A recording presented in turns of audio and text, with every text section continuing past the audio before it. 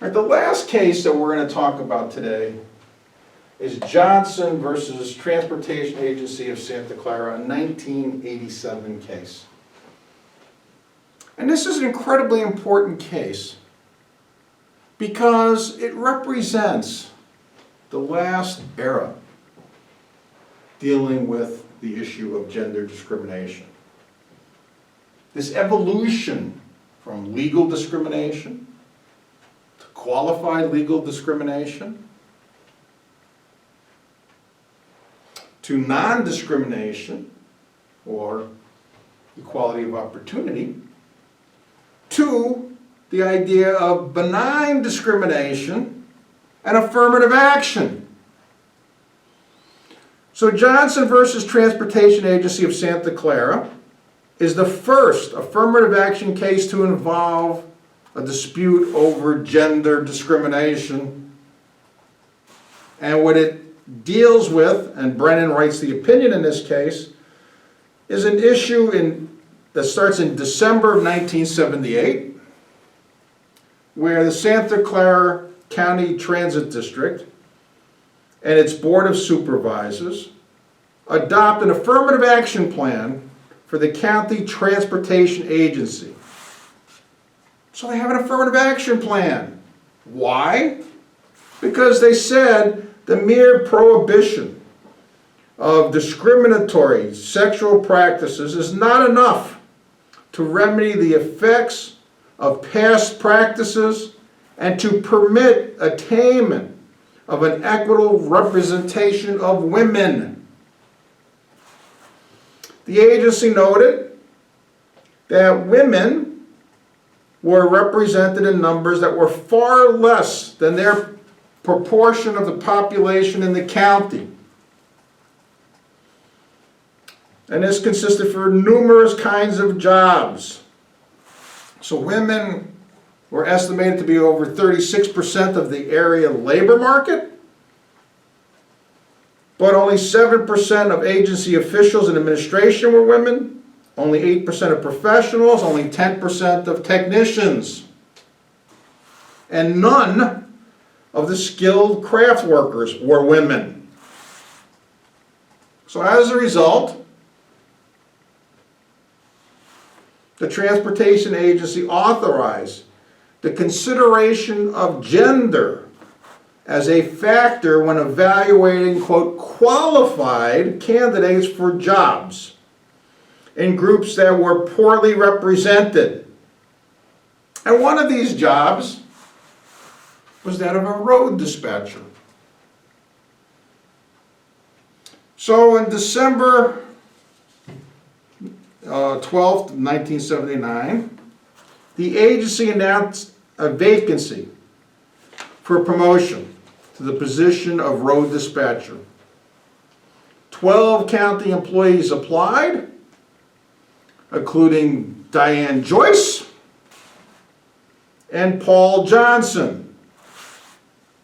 Joyce had worked for the county since 1970, in other words, for about 9 years. Johnson had been working with the county since 1967, so in other words, for about 12 years. Of the 12 county employees who applied, 9 of the applicants were deemed qualified and were interviewed. 7 of them had scored above 70 on an interview, meaning they were eligible, and their scores range from 70 to 80. Paul Johnson was tied for second with a 75, and Diane Joyce was next at 73. A second interview was conducted by 3 agency supervisors who recommended Johnson. Prior to the second interview, Joyce contacted the Affirmative Action Office of the agency because she feared her application might not receive objective review. The agency had never employed a woman dispatcher. So the Affirmative Action Plan coordinator in lieu of that, recommend that Joyce be promoted to this position. The director of the agency, after reviewing the suggestions of the panels, chose Joyce. And he did so saying, I tried to look at all factors, and I don't regard a score of 73 versus a score of 75 as a significant difference. They're both qualified. Well, once he chooses Joyce, Johnson files a complaint of sex discrimination. The trial court found for Johnson. The Court of Appeal reversed, saying that this consideration of gender was lawful, that it addressed a conspicuous imbalance in the agency's workforce. So it is then appealed again. And the question is, and the first issue is, whether consideration of the gender of the applicant was justified by this manifest imbalance. The agency acknowledged that the limited opportunities that have existed in the past for women was significant, and that women were concentrated in traditionally female jobs. Specifically, they were concentrated in 9 of 10 paraprofessional jobs and most of the clerical worker jobs. But that only 2 of the 28 administrators, 5 of the 58 professionals, 12 of the 124 technicians, 1 of the 110 skilled workers, and 0 out of 230 maintenance workers were women. And they attributed this to gender discrimination and stereotypes.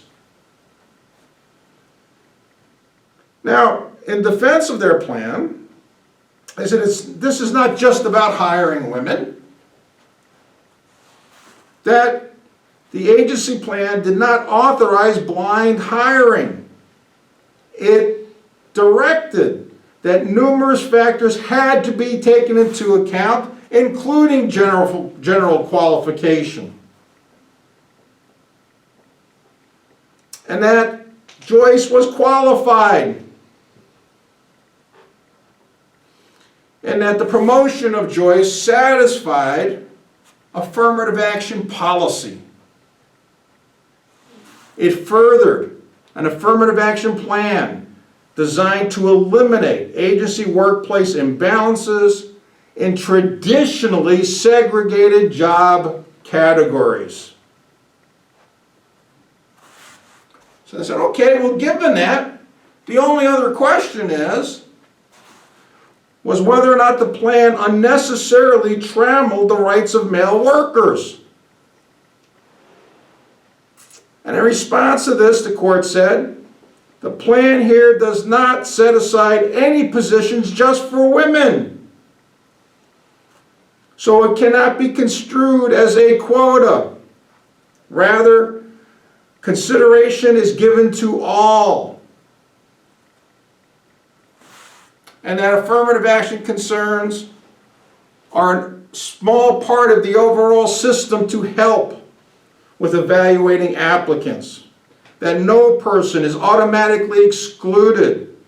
All have to be able to have the qualifications needed and weighed fairly. That the plan was intended to attain a balanced workforce, not to maintain one. And they said this is an important distinction. The workforce was not balanced. That if they were doing this just to maintain one, then it might be illegal. So the agency does not seek to use its plan to maintain a permanent sexual balance. So as a result of this, the Supreme Court held, we hold that the agency appropriately took into account as one factor the gender of Diane Joyce, and that this was made pursuant to a legitimate affirmative action plan that represented a moderate, flexible, case-by-case approach to gender discrimination. And I'll stop here.